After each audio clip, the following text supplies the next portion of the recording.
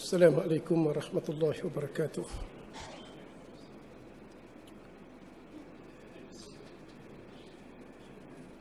Alhamdulillahi rabbil alamin. Nahmaduhu wa nasta'inuh wa nastahdihi wa nastaghfiruh. Wa na'udzu billahi min syururi anfusina ومن سيئات أعمالنا من يهده الله فلا مضل له ومن يضلل فلا هادي له أما بعد. Kita hari ini berada pada bulan Zulqa'dah, hampir nak masuk kepada musim haji, iaitulah pada bulan Zulhijjah yang terdekat. Ketika kita berada pada bulan Zulhijjah, ada dua perkara amalan yang sangat besar akan pahala. Satu amalan yang wajib dan satu lagi amalan yang sunat tapi besar akan pahala. Amalan yang wajib adalah menunaikan ibadat haji. Adapun amalan yang sunat iaitulah melakukan ibadat korban, sunat muakkad yang pahala yang sangat besar daripada Allah Subhanahu wa taala. Dalam bab haji pernah berlaku di zaman Nabi sallallahu alaihi wasallam. Ketika Nabi duduk bersama sahabat radhiyallahu anhu, tiba-tiba datang seorang lelaki yang tak dikenali datang daripada mana, yang pakaian tersangat putih. Dia duduk di hadapan Nabi sallallahu alaihi wasallam sehingga berlaga antara lutut Nabi dengan lutut beliau. Kemudian letak tangan pula di atas paha Nabi sallallahu alaihi wasallam. Sahabat tercengang, terpinga-pinga, tak kenal siapa dia. Lalu lelaki itu terus bertanya, "Ya Rasulullah, ikhbirni anil Islam." Khabarlah kepada saya apakah Islam itu, wahai Rasulullah. Lalu Nabi terus menjawab, "Bunyal Islamu ala khams, syahadat an la ilaha illallah wa anna Muhammadar Rasulullah wa iqamis salat wa ita'iz zakah wa shaum Ramadan wa hajjal baita man istata'ta ilaihi sabila." Dibina Islam itu di atas 5 perkara. Yang pertama, mengucap 2 kalimah syahadah. Yang kedua, menunaikan ibadat semaya. Yang ketiga, mengeluar akan zakat. Yang keempat, puasa pada bulan Ramadan. Yang kelima, menunaikan haji ke Mekah bagi siapa yang berdaya berjalan ke arahnya. Kita orang Islam kena sedar, ada ibadat yang diwajibkan oleh Allah setiap hari, seperti menunaikan ibadat sembahyang. Dan ada ibadat yang diwajibkan oleh Allah seminggu sekali, menunaikan solat Jumaat pada hari Jumaat. Dan ada ibadat yang diwajibkan oleh Allah setahun sekali, iaitulah menunaikan ibadat zakat. Ada ibadat yang diwajibkan oleh Allah sebulan selama setahun, iaitu puasa pada bulan Ramadan. Dan ada ibadat yang diwajibkan oleh Allah sekali seumur hidup, iaitulah menunaikan ibadat haji. Kalau kita baca sejarah, selama Nabi hidup 63 tahun, duduk di Mekah, duduk di Madinah. Dalam masa 63 tahun, Nabi Muhammad sallallahu alaihi wasallam hanya sekali menunaikan ibadat haji, tak lebih, walaupun satu, hanya sekali saja. Mungkin kita berfikir, pasal apa Nabi duduk di Mekah tak buat kerja haji? Kalau kita fikir akal kita, kalau boleh setiap tahun duduk di Mekah nak buat ibadat haji, kalau boleh duduk di Madinah setiap tahun nak buat kerja haji, tapi Nabi Muhammad hanya buat sekali masa 63 tahun. Ulama-ulama Islam berbahas dengan panjang lebar. Ulama-ulama kata, Nabi Muhammad memikirkan umat dia yang hidup di akhir zaman. Jika sekiranya Nabi Muhammad buat kerja haji lebih daripada sekali. Nescaya ada umat dia yang beriktikad haji diwajibkan oleh Allah lebih daripada sekali, menyusahkan mereka di akhir zaman. Kalau Nabi buat tiap-tiap tahun, ada orang Islam yang anggap di akhir zaman nak ikut Rasulullah kena buat haji tiap-tiap tahun, menyusahkan mereka tempat yang jauh. Maka Nabi SAW buat sekali saya dalam hidup dia, walaupun Nabi mampu melaksanakan haji setiap tahun.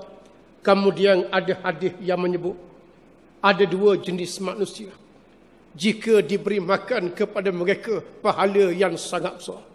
Yang pertama, diberi makan atau minum kepada orang berbuka puasa pada bulan Ramadan. Yang kedua, diberi makan ataupun minum orang musafir untuk menunaikan ibadat haji. Zaman Nabi Muhammad, zaman dulu, orang kerja haji ni berjalan kaki. Ada ambil masa sampai 5-6 bulan. Tempat yang jauh nak menunaikan ibadah haji. Daripada benua India, pergi ke Mekah naik kuda berjalan kaki nak menunaikan ibadah haji. Sepanjang perjalanan, habis bekalan dahaga tengah panas, maka beri makan kepada perjalanan orang kerja haji, pahala yang sangat besar daripada Allah Subhanahu wa taala. Kemudian berlaku perbahasan di kalangan ulama. Zaman dulu memang tidak ada kenderaan. Sekarang kau naik kapal terbang hanya 7 jam, 8 jam. Bukan panas dalam keadaan berhawa dingin. Adakah memberi makan jemaah haji di akhir zaman? Pahala macam dulu juga diberi oleh Allah Subhanahu wa taala. Ulama kata, dengan berlaku ke arah moden yang akhir zaman, dia tak menjejahkan pahala orang beri makan kepada jemaah haji walaupun hidup di akhir zaman. Macam semayang jamak qasar lah. Zaman dulu tengah panas jalan kaki, Allah mengharuskan qasar dan juga jamak. Zaman kita walaupun naik kereta air condition, dibolehkan qasar dan jamak, tetap ada pahala daripada Allah Subhanahu wa taala. Kemudian Nabi SAW pernah sebut, barang siapa di antara kamu yang sehat tubuh badan, selamat perjalanan, cukup perbelanjaan, dia bertangguh menunaikan ibadat haji sampai dia mati. Duk tangguh sampai dia mati. Duit yang ada ni kepun lain diguna sebanyak mungkin sampai dia mati tak sempat menunaikan ibadah haji. Nabi kata dia mewarisi perangai orang-orang Yahudi yang dilarang oleh Allah Subhanahu wa taala. Sebab orang Yahudi ni, kata Nabi, antara perangai mereka sayang kepada harta lebih daripada segala-gala. Dalam kitab turas orang-orang Yahudi ditulis sifat dan perangai mereka. Bila mereka nak mati, antara ucapan yang keluar di mulut mereka, mali, mali, mali, harta aku, harta aku, harta aku. Inilah perangai orang-orang Yahudi yang sangat tak digemari oleh Nabi SAW. Kemudian kita kena sedar, pergi ke Mekah ni satu perkara yang sangat besar. Sehingga Nabi sebut, la tashuddur rihala illa ila thalathati masajid, masjidi hadha, wal masjidil haram, wal masjidil aqsa. Jangan awak musafir untuk buat ibadat kecuali 3 buah masjid yang pahala yang sangat besar. Yang pertama, masjid aku ini iaitulah Masjid Nabawi. Yang kedua, Masjidil Haram yang ada di Mekah. Yang ketiga, Masjidil Aqsa yang ada di bumi Palestin. Dan kita kena sedar, 2 tanah haram ni sangat barakah daripada Allah Subhanahu wa taala. Banyak benda yang kita tak tahu di Malaysia, sampai di Mekah kadang-kadang Allah Ta'ala tunjuk. Orang yang pergi dengan akhlak yang tak baik, duit yang tak betul, nawaitu yang tak betul, kadang-kadang sampai di Mekah ditunjuk macam-macam oleh Allah. Walaupun tak banyak, ada kisah-kisah yang kadang-kadang dijadikan tauladan, ditunjuk oleh Allah Subhanahu wa taala. Ada orang tu kadang-kadang sampai di Jeddah terus sakit, tak boleh buat kerja haji, tak boleh buat apa. Time orang balik, dia pun segar selalu. Ada orang masuk Mekah, tak jumpa pintu nak masuk Masjidil Haram. Duduk dalam Masjidil Haram, tak nampak Kaabah. Ada macam-macam keadaan. Pasal itulah nak pergi ke Mekah bukan setakat ada duit. seorang tu mesti bersih nak bertemu Allah Subhanahu wa taala. Pengalaman kita pergi ke Mekah. Ada seorang perempuan tu dia tawaf, tak boleh tawaf. Bila dia tawaf, kaki dia panah. Pijak atas simi keliling Kaabah, kaki dia panah, dia melompat lari naik ke atas. Pakai selipar pun panah, tak jadi apa. Menangis dia tak boleh buat kerja haji, tak boleh tawaf. Lalu ustaz-ustaz pergi tanya dia, adakah awak ada amalan yang pelik-pelik sampai Allah Ta'ala tunjuk sampai tahap ni duduk di kota Mekah? Lama-lama dia tak royak lagi, akhir sekali dia beritahu. Dia kata dia beramal dengan ayat-ayat untuk menundukkan suami dia. Sampai suami di rumah tak angkat muka. Dia kata apa pun suami ikut saja, macam dia kena cucuk hidup. Dia baca ayat-ayat yang pelik, dia beramal. Tiba-tiba di Mekah Allah Ta'ala tunjuk, nak tawaf sampai tak boleh. Orang tanya, awak baca ayat apa sampai tahap jadi begini? Dia kata baca kul huwallah secara berbalik. Ayat hak kediang dia baca dulu, hak dulu dia baca kediang. Dia beramal dengan ayat yang salah. Maka kadang-kadang dunia Allah Ta'ala tak tunjuk, ada di Mekah ditunjuk oleh Allah macam-macam. Sebab itu yang pertama, orang yang nak pergi menunaikan ibadat haji, di samping duit dia bersih, hati dia kena bersih, beristighfar, bertaubat kepada Allah, tinggal perkara-perkara yang dicegah oleh Allah Subhanahu wa taala. Ulama-ulama fiqh kata, dalam bab haji ada 4 perkara penting yang orang Islam kena ambil pengajaran. Apa 4 perkara yang kita kena ambil pengajaran menunaikan ibadat haji? Yang pertama, ibadat haji ini ada suatu ibadat yang mengajar kepada kita tentang akidah. Ajar berakidah. Walaupun dia hanya hukum fiqh, tapi dia mengajar akidah. Orang yang pergi ke Mekah berucap dengan ucapan talbiyah. Labbaik Allahumma labbaik. Labbaik la syarika laka labbaik. Innal hamda wal ni'mata laka wal mulk la syarika lak. Labbaik Allahumma labbaik. Ya Tuhanku, ya Tuhanku, ya Tuhanku. Hak mari daripada tanah Jawi. Hak mari daripada Eropah. Hak mari daripada Timur Tengah. Hak mari pada benua India, benua Cina, benua apa sekalipun, ucapan mereka ucapan yang sama, berjanji di hadapan Allah, labbaik Allahumma labbaik, ya Tuhanku, ya Tuhanku, labbaik la syarika laka labbaik, dan tak ada syirik kepadamu wahai Tuhanku. Apa makna tak ada syirik? Makna tak ada syirik, tak ada tandingan, tak ada bandingan, tak ada yang serupa, tak ada yang lebih daripada Allah Subhanahu wa taala. Itu makna tak ada syirik. Sehingga Allah memberi amaran. Wa man Allah Taala beritahu, innallaha la yaghfiru an yushraka bih wa yaghfiru ma duna dzalika liman yasha. Allah Taala tak ampunkan dosa orang syirik kepadanya, tetapi diampunkan dosa yang lain yang dikehendaki oleh Allah Subhanahu wa taala. Kalau balik daripada Mekah buat syirik juga, maknanya ibadat kita ibadat haji yang tidak mabrur, yang tak diterima oleh Allah. Balik daripada Mekah lawan Quran. Balik pada Mekah canggah hadis Nabi. Balik pada Mekah menentang Islam. Apa makna ucapan labbaik Allahumma labbaik? Orang yang semayang demikian juga yang buat maksiat. Apa makna yang Tuhan beritahu? Inna salata tanha anil fahsya'i wal munkar. Semayang tu boleh mencegah perbuatan keji dan munkar. Tiba-tiba semayang bergelombang dengan maksiat di atas firman Allah. Di mana ibadat kita? Demikian ibadat haji. Orang yang betul-betul memahami, dia balik, dia mesti menyokong Islam, perjuangan untuk menegakkan agama Allah. Kemudian yang kedua, haji mengajar kepada kita musuh Islam yang sebenar, siapa dia? Antara amalan kita buat kerja haji, iaitulah melontar di Jamratul Aqabah. Jamratul Ula, Jamratul Wusta. Melontar ni adalah mengambil suatu sunnah yang pernah berlaku di zaman Nabi Allah Ibrahim AS. Pada masa Nabi Ibrahim menyampaikan dakwah, Nabi Allah Ibrahim diganggu oleh iblis dan syaitan. Ambil anak-anak batu, lontar iblis dan syaitan. Apa yang dibuat oleh Nabi Allah Ibrahim telah disyariatkan oleh Allah di zaman Nabi SAW. Sampai akhir zaman menjadi syarat yang penting dalam menunaikan ibadah haji. Kena melontar. Wala tattabi'u khutuwatis syaitan innahu lakum aduwwum mubin. Jangan kamu ikut jejak langkah iblis dan syaitan. Kerana iblis dan syaitan musuh yang paling nyata kepada kamu. Sunat melontar batu sebesar ibu kaki. Kita ni kadang-kadang mengaji dah habis ataupun mengaji lebih besar kepala lutut. Hak depan kalau dak tunduk bekak kepala.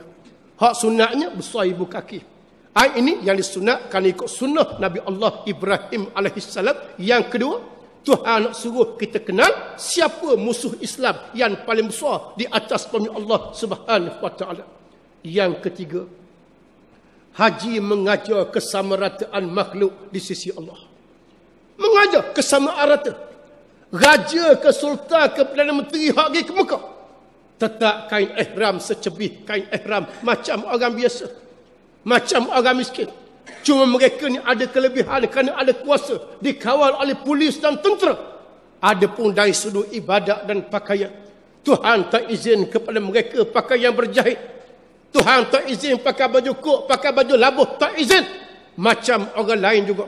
Inilah yang disebut oleh Allah dalam Quran. Inna akramakum indallahi atqakum. Yang paling mulia di sisi Allah mereka yang bertakwa kepada Allah Subhanahu wa taala. Bila seorang pergi haji, biasa balik menjadi orang yang merendah diri. Orang yang insaf. Yang tahu dia tu hamba kepada Allah yang serba-serbi tak cukup. Yang bergantung kepada Allah Ta'ala. Hebat macam mana sekalipun, takwalah yang menjadi perkiraan di sisi Allah Subhanahu wa taala. Kemudian yang keempat, haji mengajar ukhuwah orang Islam yang sangat penting. Sebab kalau kita baca sejarah, pada masa zaman dulu, sebelum negara Islam difaraid oleh penjajah barat, negara Islam hari ini telah difaraid oleh penjajah. Selepas negara Islam dikuasai oleh penjajah, maka dibagi blok barat dan juga blok Perancis. Kemudian diadakan sempadan, kemudian diadakan sekatan menyusahkan orang Islam untuk menunaikan ibadat haji, kota dan macam-macam. Zaman dulu, orang Islam tu bebas pergi ke Mekah, negara mana. Masa duduk di Mekah ni, berlaku hubungan ukhuwah yang paling baik. Mereka berbincang urusan orang Islam. Hak mari ke Palestin cerita nasib orang Islam di Palestin macam mana. Hak duduk di Burma menceritakan bagaimana kumpulan Rohingya, kumpulan Islam Rohingya yang dibunuh oleh umat-umat di sana yang bukan Islam. Hak duduk di barat cerita di barat, hak mari tanah Jawi cerita hak tanah Jawi. Di sana berlaku hubungan yang baik antara Islam. Dan Nabi SAW sebut, "Man lam yahtamu bi amril muslimin falaysa minni." Orang yang tak ambil berat urusan orang Islam bukan di kalangan umat aku. Di sana berlaku perbincangan. Bukan setakat berbincang, ada tindakan zaman dulu. Lagu mana nak selesaikan orang Islam yang susah di negara lain. Hari ini umat Islam dibiarkan susah. Kadang-kadang orang Islam buat tak tahu saja. Kalau kita baca sejarah, di zaman kerajaan Abbasiyah dulu, ada seorang raja Islam yang adil, namanya Raja Sultan Raja Muqtasir. Pemerintah Muqtasir seorang pemerintah yang sangat adil. Pada satu hari, ada seorang perempuan Islam. Perempuan Islam ni bukan duduk di bawah Khalifah Muqtasir, dia duduk di negara lain, di sebuah negara yang bukan Islam. Ada pendapat mengatakan bahawa dia terjatuh, terselok akan aurat dia.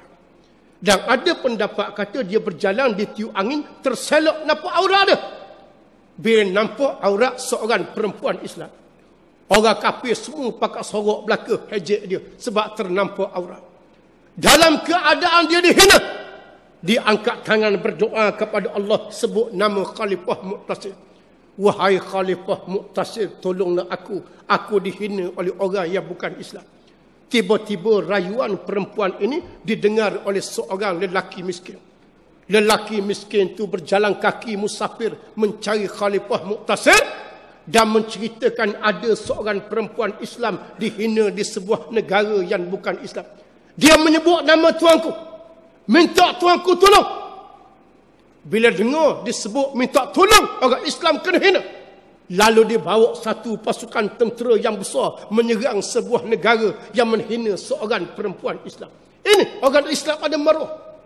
Harga diri, darah, air mata orang Islam ni ada maruah. Hari ni orang buat main-main ni orang Islam. Kena sembelih di Burma, kena buat apa? Tak ada kuasa besar dunia yang nak bagi tolong. Kalau Perancis kena bom, macam-macam keluar berita besar-besar. Orang Islam kena bunuh, orang Islam kena sembelih. Pemimpin orang Islam buat tak tahu saja. Buat tak tahu apa yang berlaku ke atas orang Islam. Sebab itu yang keempat, haji ni sangat menakutkan barat. Kerana haji adalah suatu amalan yang boleh mempertautkan ukhuwah orang Islam di atas pemilik Allah Subhanahu wa taala. Dan kita kena sedar dalam empat perkara ni, kalau betul-betul seorang tu faham sungguh, dia balik, dia akan menjadi seorang yang berjuang untuk menegakkan agama Allah Subhanahu wa taala. Hak Nabi kata hanya sekali saja diwajibkan oleh Allah. Kita sampai 5-6 kali. Malah Dr. Yusuf Al-Qardawi kata, orang yang telah melaksanakan sekali ibadah haji, tiba-tiba perjuangan memerlukan kepada keuangan, maka lebih afdal kepada dia menderma ke arah berjuang untuk menegakkan Islam daripada menunaikan umrah dan haji kali yang kedua yang hukum disunat di atas pemilik Allah Subhanahu wa taala. Kemudian ibadat yang kedua, iaitu ibadat sunat melaksanakan ibadat korban. Korban ni ibadat sunat. Tapi sunat dia bukan sunat biasa, sunat muakkad. Sunat muakkad ni sunat yang dituntut. Walaupun dibuat di zaman Nabi Allah Ibrahim, tetap dikekalkan oleh Allah sampai zaman Nabi Muhammad, sampai akhir zaman. Ini sunat muakkad yang ada masa-masa tertentu yang diberi pahala oleh Allah. Walaupun korban tahun ni agak mahal. 600, 600 setengah, 640. Walaupun dia agak mahal, lagi payah, lagi besar pahala daripada Allah Subhanahu wa taala. Kalau cerita bab korban ni, mesti kita bawa cerita Nabi Allah Ibrahim. Nabi Allah Ibrahim ni kalau kita baca sejarah, dia bukan dikenali di kalangan orang Islam saja, tetapi dikenali oleh penganut agama lain. Orang Islam panggil Nabi Ibrahim. Orang Kristian dia panggil Abraham. Ini orang Kristian dia panggil Abraham. Orang Hindu dia panggil Brahma. Orang Hindu panggil Nabi Allah Ibrahim dengan panggilan Brahma.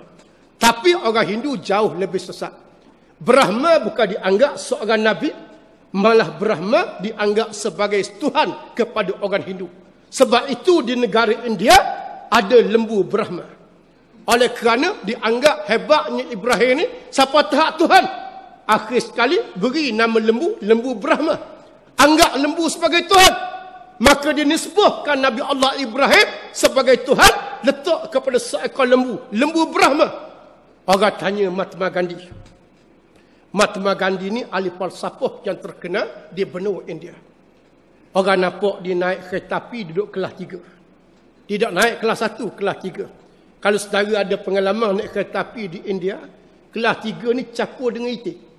Capur dengan kambing. Tu kelas 3. Orang duduk atas gabung pun ada kelas 3 ni. Orang tanya Mahatma Gandhi, pasal apa naik kereta api kelas 3? Dia kata, saya naik kelas 3 sebab tak ada kelas 4. Kalau ada kelas 4, saya naik kelas 4 lagi. Nak cerita tanggungjawab ada, nak tengok kesusahan rakyat. Tetapi oleh kerana baik macam mana sekalipun, bila acuan kehidupan tak ikut agama, otak jadi punah. Dia kata, mengapa agama Hindu menyembah lembu? Sebab cuba kita fikir, dia kata, masa kita budak, kita ambil susu lembu tu beri ke makan kepada anak-anak kita. Susu lembu itulah yang membesarkan kita, yang menghidupkan kita, beri kesihatan lembu. Maka dia telah berjaya menghidupkan kita daripada kecil sampai besar. Maka tak patut bila dia besar kita nak sembelih dia, jasa dia besar. Siapa tahap tu? Ini pemikiran jauh daripada agama Islam kita. Walaupun ahli falsafah sesat daripada agama Allah Subhanahu wa taala. Kalau baca kisah Nabi Ibrahim, Nabi Allah Ibrahim diuji oleh Allah 3 ujian yang sangat besar. Dan Nabi Ibrahim banyak gelaran. Kalau kita baca secara, antara gelaran Nabi Allah Ibrahim, Khalilur Rahman, kekasih Allah yang sangat pemurah. Kalau kita baca buku-buku ke baca kitab, Dia kata ada seorang Khalilur Rahman, kekasih Allah yang sangat pemurah, Nabi Allah Ibrahim alaihissalam. Kemudian gelaran yang kedua, Abul Anbiya, bapa kepada segala nabi-nabi, juga digelar kepada Nabi Allah Ibrahim alaihissalam. Dan kisah Ibrahim ni, siapa masuk dan selawat kita semaya, kama sallaita ala Ibrahim, siapa ayat paling akhir sekali, innaka hamidum majid. Tak ada nabi-nabi lain hak kita masuk dan ucapan kita masa semaya kecuali Nabi Allah Ibrahim alaihissalam yang mendapat gelaran Abul Anbiya, bapa kepada segala nabi-nabi. Kemudian antara nabi-nabi ni ada golongan yang terpilih di antara nabi-nabi yang juga mendapat gelaran nabi-nabi ulul azmi. Antaranya Nabi Allah Ibrahim alaihissalam. Nabi ulul azmi ni nabi yang mempunyai keazaman yang kuat menghadapi ujian daripada Allah Subhanahu wa taala. Nabi Muhammad, Nabi ulul azmi. Nabi Ibrahim, Nabi ulul azmi. Nabi Musa, Nabi ulul azmi. Nabi Daud, Nabi ulul azmi. Nabi Isa, Nabi ulul azmi. Nabi hak menghadapi ujian dengan penuh keazaman yang paling kuat di atas firman Allah Subhanahu wa taala. Apa tiga ujian yang dihadapi oleh Ibrahim alaihissalam? Ujian yang pertama, dia berdepan dengan ayah dia sendiri yang kufur kepada Allah. Banyak keluarga nabi-nabi yang kufur kepada Allah. Isteri Nabi Nuh kufur kepada Allah. Anak Nabi Nuh kufur kepada Allah. Isteri Nabi Lut kufur kepada Allah. Ayah Nabi Ibrahim kufur kepada Allah. Pak saudara Nabi Muhammad kufur kepada Allah. Apa yang pelik? Kalau berlaku zaman kita, pak saudara sepupu tak ikut Islam, apa yang pelik? Setara Nabi-Nabi tu beritahu kepada anak beranak ada tak ikut Islam. Hari ni orang nak pelakih kita, cakap agama, mengajar tiap-tiap hari, pak saudara tak ikut Islam. Apa yang pelik? Setara Nabi-Nabi. Hak duduk serumah dengan Nabi Muhammad, hak duduk serumah dengan Nabi Allah Ibrahim tak ikut Islam. Adakah Nabi-Nabi ni buat salah? Tidak, kerana hidayah datang daripada Allah. Nabi Allah Ibrahim bukan setakat dia kafir, tapi dia salah seorang yang menjual batu berhala. Bila hari Minggu, dia ambil pahak, dia pahak batu, dia pahak kayu, buat bentuk-bentuk batu berhala. Dia kumpul banyak-banyak, ajak Nabi Allah Ibrahim pergi jual pula batu berhala. Lawan Nabi Allah Ibrahim, ajak dia jual batu berhala. Tapi sikap seorang anak kepada ayah, kita tak boleh bersikap kasar sekalipun dia kafir, kecuali diangkat senjata di medan perang.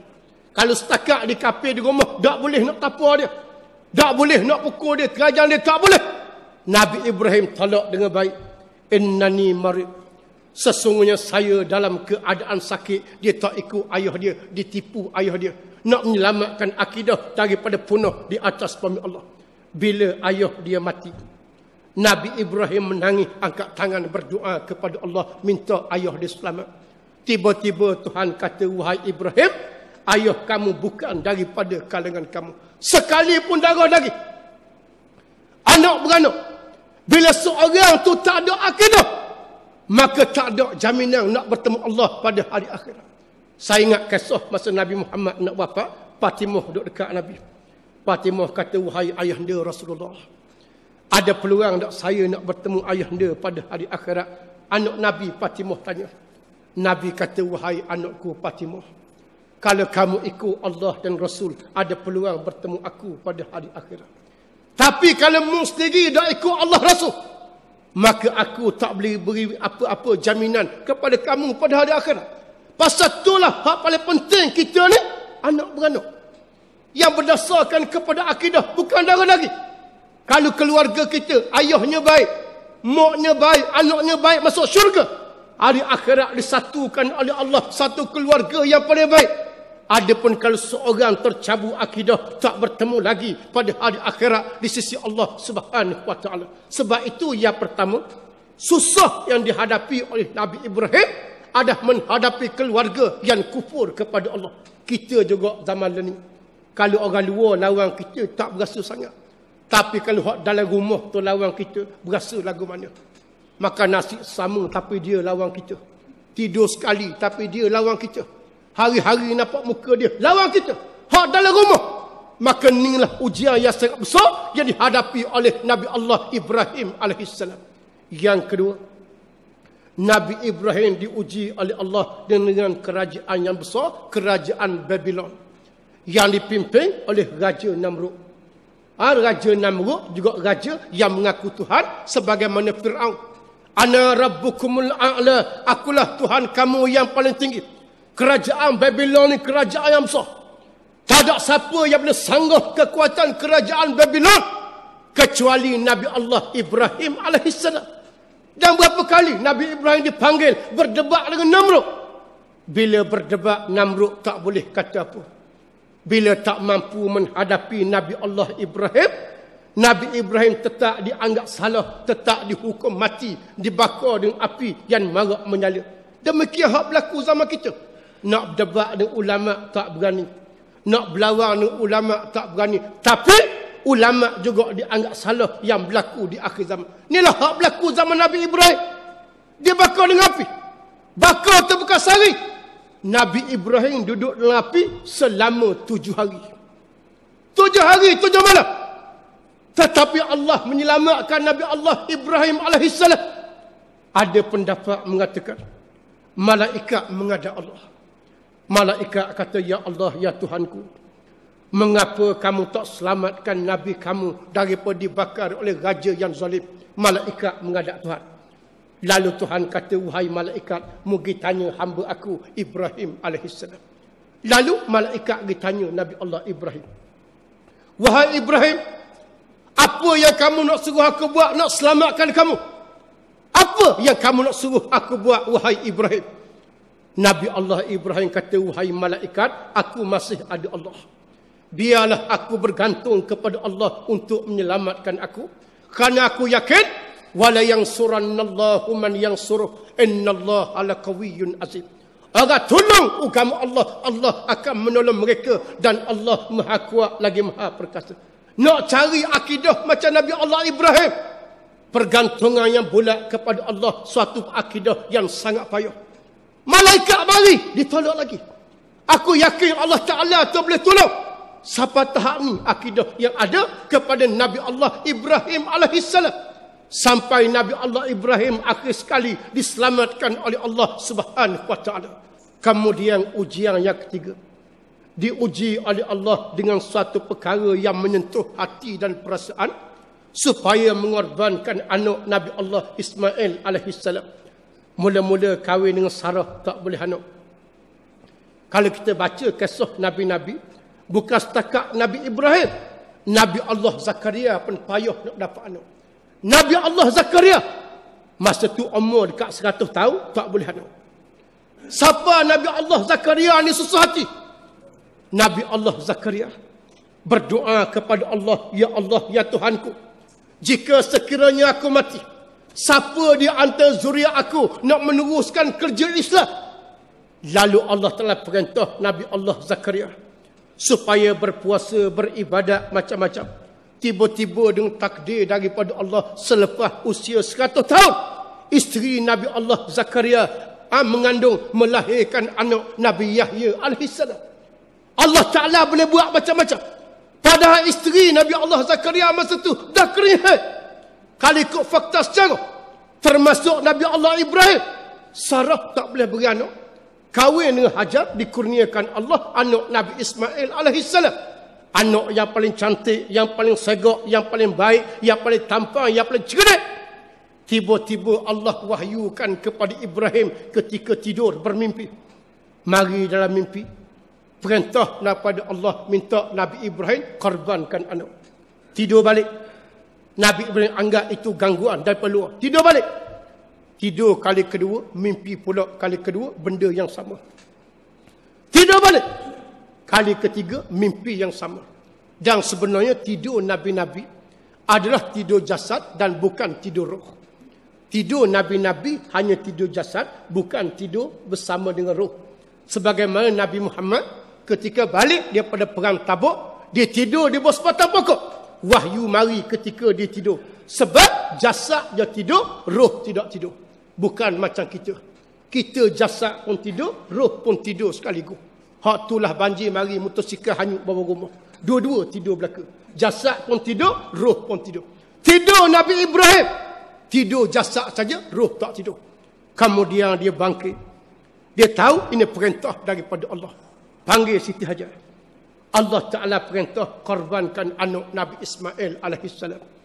Cuba kita bayang. Satu keluarga yang menanti anak berpuluh-puluh tahun. Boleh anak yang paling baik kena sembelih pula. Cuba kita bayang. Nak serah lagu mana anak yang kita sayang. Kita anak yang 7-8 orang yang ada sekarang. Orang minta seorang nak buat anak akak, kita tak bagi. Bukan suruh sembelih, nak ambil anak akak aja, kita tak bagi. Hak ni anak seorang ni, Nabi Allah Ibrahim, Nabi Ismail. Allah Ta'ala suruh korbankan anak. Dia tak sebersalah pada masa tu. Tapi Hajar meniti air mata. Kalau inilah perintah Allah, saya serah. Panggil pula Nabi Allah Ismail. Nabi Ismail diberitahu Allah Ta'ala suruh sembelih. Nabi Ismail kata tak apa, kalau itu perintah Allah, tak apa saya turut. Dia tak cabut lari. Dia tak lari, walaupun dia akan mati, dia tak lari. Dia bukan anak cucu kita. Anak cucu kita bila cuti sekolah dengan nak sunat, seminggu lari rumah tak orang dia. Tu nak sunat, seminggu lari rumah tak orang dia. Tapi hak ni tak lari ni, serah sekali-kala. Dan ulama buat perumpamaan. Kalau nak cari keluarga misali, ada dua keluarga. Satu, keluarga Nabi Allah Ibrahim. Yang kedua, keluarga Masyittah yang mati di zaman Nabi Musa alaihissalam. Habis keluarga taat kepada Allah. Hari ni kalau adalah anugerah keluarga misali, orang tak tengok berdasarkan kepada agama. Orang tengok anak pertama kerja apa, anak kedua kerja apa, anak ketiga kerja apa. Semayang tak semayang, aurat di mana, Islam dekat mana, tak diambil kira. Tapi kalau Islam merentah, orang macam Nabi Allah Ibrahim lah keluarga misali yang taat kepada Allah Subhanahu wa taala. Sampai Tuhan puji dalam Al-Quran. Wa man yarghabu an millati Ibrahim illa man safiha nafsah. Wa laqad istafainahu fid dunya wa innahu fil akhirati laminas salihin. Idh qala lahu rabbuhu aslim qala aslamtu li rabbil alamin. Barang siapa kata Allah yang menolak ajaran yang dibawa oleh Nabi Allah Ibrahim, merekalah orang-orang yang bodoh.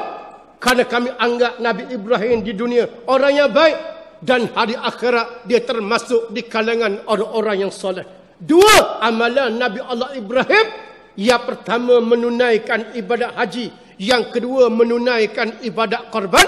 Hak satu wajib, hak satu sunat. Dua-dua ada pahala daripada Allah Subhanahu wa taala. Kemudian orang tanya, daging korban ni setakat mana hak kita kena sedekah, setakat mana hak kita boleh bakar? Yang paling afdal sedekah semua sekali. Itu hak paling afdal kepada kita. Kalau ada boleh 20 kilo, beri 20 kilo, itu afdal.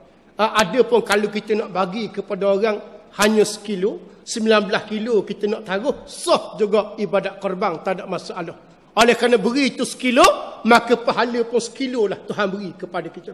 Kalau kita beri 19 kilo, insya-Allah 19 kilo tu pahala. Ada orang tu kadang-kadang daging korban taruh dalam peti 3 tahun boleh makan lagi. Wak daging masing, kerak kok sikit, khutih sikit-sikit makan ni. Hak daging korban 2 tahun lepas. Kalau nak buat daging masing, cari daging lain lah. Biar after kita beri makan kepada orang susah, ada pahala daripada Allah. Dan orang hak korban binatang, darah dan binatang dia saksi di hadapan Allah, dia pun berkorban di atas agama Allah Subhanahu wa taala. Dan kita kena sedar, korban ke Islam ni bukan setakat kita korban binatang. Kalau korban hanya setakat binatang, tak jadi apa. Banyak lagi pengorbanan yang kita mesti buat di atas agama Islam. Dengan tenaga kita, keuangan kita, buah fikiran kita. Nak tengok Islam itu menang. Yang nak memenangkan Islam ni bukan ulama saja. Semua orang ada peranan untuk menegakkan Islam. Haji dan ibadat korban, kalau kita ikut betul-betul perkembangan secara dan kepahaman yang baik, kita jadi seorang Islam yang kuat berjuang dan berkorban di atas pemil Allah Subhanahu wa taala. Mudah-mudahan orang yang tak buat kerja haji lagi berusaha sedaya upaya nak melaksanakan rukun Islam yang kelima yang diwajibkan oleh Allah. Kalau semayang kita bagus, zakat kita bagus, haji kita, hak lain kita bagus, haji tiba-tiba tak buat, kita mampu. maka tak sempurna lagi 5 rukun yang diwajibkan oleh Allah Subhanahu wa taala. Demikian ibadat korban. Walaupun hukum li sunat, ambil peluang. Ada pahala yang sangat besar daripada Allah. Mudah-mudahan salah satu daripadanya dapat kita amalkan di tahun ini. Hak tak boleh buat kerja haji, buat ibadat korban. Mudah-mudahan tetap diberi pahala yang besar daripada Allah Subhanahu wa taala. Jadi setakat itu ringkas 2 perkara penting berkaitan bulan Zulhijjah yang akan kita hadap masa yang terdekat insya-Allah. Wallahu alam. Aqulu qauli hadza astaghfirullahal azim li wa lakum. Wassalamu alaikum warahmatullahi wabarakatuh. Tak lancar sikit derma untuk kerja dakwah di Pulau Borneo, Sabah dan Sarawak. Minggu lepas Ustaz pergi Islamkan 6 orang. Di Pulau Banggi. Dan sebahagian kutipan derma yang Ustaz ambil daripada sini bawa di sana, kita buat surau untuk masyarakat. Dan banyak lagi tempat yang kita nak pergi. Tempat yang akan pergi terdekat ni satu tempat di Sarawak, katanya naik 4x4 8 jam perjalanan. Naik bot pula 3 jam lagi perjalanan. Penuh dengan buaya. Banyak lagi tugas yang nak kita buat. Mudah-mudahan saham yang kita tanam pada hari ini boleh kita tuai pada hari akhirat insya-Allah. Wallahu a'lam.